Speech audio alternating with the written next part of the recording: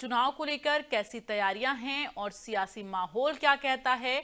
Ground zero से हमारे साथ हमारे तमाम जो रिपोर्टर हैं वो लाइव जुड़ेंगे और सारे सियासी समीकरण को डिकोड करेंगे।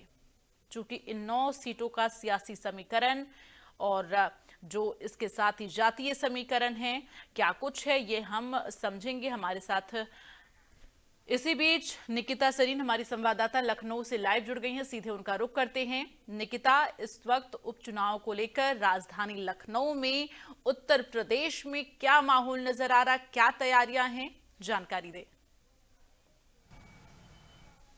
बिल्कुल दीप्ति, देखिए कल जिस तरीके से 9 सीटों पर बाय इलेक्शंस होने हैं तो कहीं ना कहीं एक काउंटडाउन कह सकते हैं वो शुरू हो चुका है।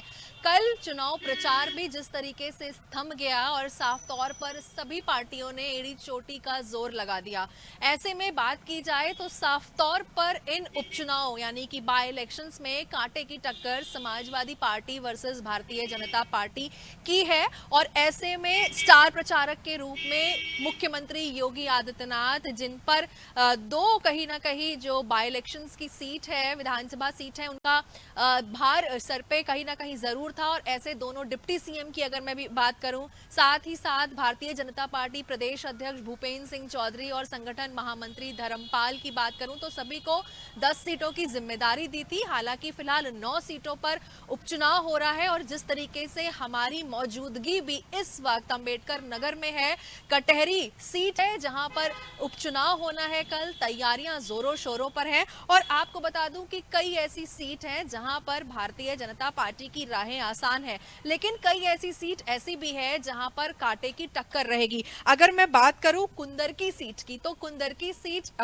मुस्लिम बहुल सीट है जहां पर 64% कहीं ना कहीं जो मुस्लिम वोटर्स हैं। तो यहां पर भी हालांकि भारतीय जनता पार्टी ने रामवीर सिंह को टिकट दिया है।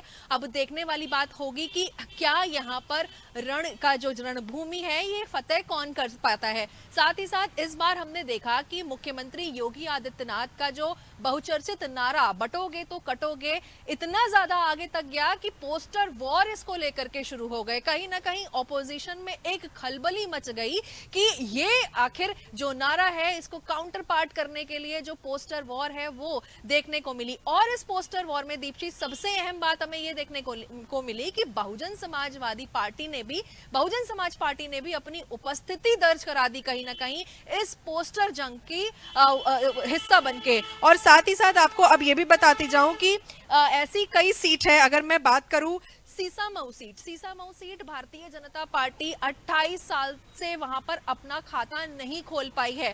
अब देखने वाली बात होगी जिस तरीके से वहां पर कैंडिडेट्स को प्यार मिल रहा है जनता का, ये भी कहीं ना कहीं अब तय है कि इस बार वहां पर भारतीय जनता पार्टी एक कांटे की टक्कर दे सकती है। तो फिलहाल चुनाव प्रचार यहां पर थम गया है, सभी ने एड़ी चोटी का जोर लगा दिया है। और इस बीच आपको मैं एक ये भी बता दूं कि 9 सीटों पर लगभग 90 उम्मीदवार इस वक्त मैदान में मौजूद हैं। अब देखने वाली बात यह होगी क्योंकि काउंटडाउन शुरू हो चुका है, अब प्रचार थम गया है, अब बूथ पर सभी पार्टियों ने अपना जोर लगाना शुरू कर दिया है। तो चाहे वो पोस्टर वॉर की बात हो, चाहे वो जनता से बातचीत की और माहौल जानने की बात हो, तो कल फाइनल एग्जामिनेशन है जिसके लिए अब कुछ ही घंटों का इंतजार करना है और 20 को इलेक्शंस होने हैं। और क्योंकि अंबेडकर नगर की जो सीट है कटहरी, वहां पर भी इलेक्शंस होने हैं। और इसी बीच आपको मैं ये भी बता दूं कि फिलहाल जो 23 नवंबर है उस दिन रिजल्ट भी आ जाएगा। तो कहीं ना कहीं पोस्टर वॉर और इन सभी वॉर ने क्या कुछ रंग लिया है ये फिलहाल कल के फाइनल एग्जामिनेशन में तय हो जाएगा, जो एक सेमीफाइनल के तौर पर देखा जा रहा है 27 के विधानसभा चुनाव से पहले। दीप्ति, बिल्कुल। और निकिता, इसके साथ ही अगर हम बात करें तो मिर्जापुर की जो मझवा सीट है उस पे ये माना जा रहा है कि यहाँ पर बसपा कहीं ना कहीं बीजेपी का टेंशन बढ़ा सकती है। ये टेंशन कैसे बढ़ा सकती है, समीकरण आपसे समझूंगी। हमारे साथ और भी हमारे संवाददाता जुड़ गए हैं।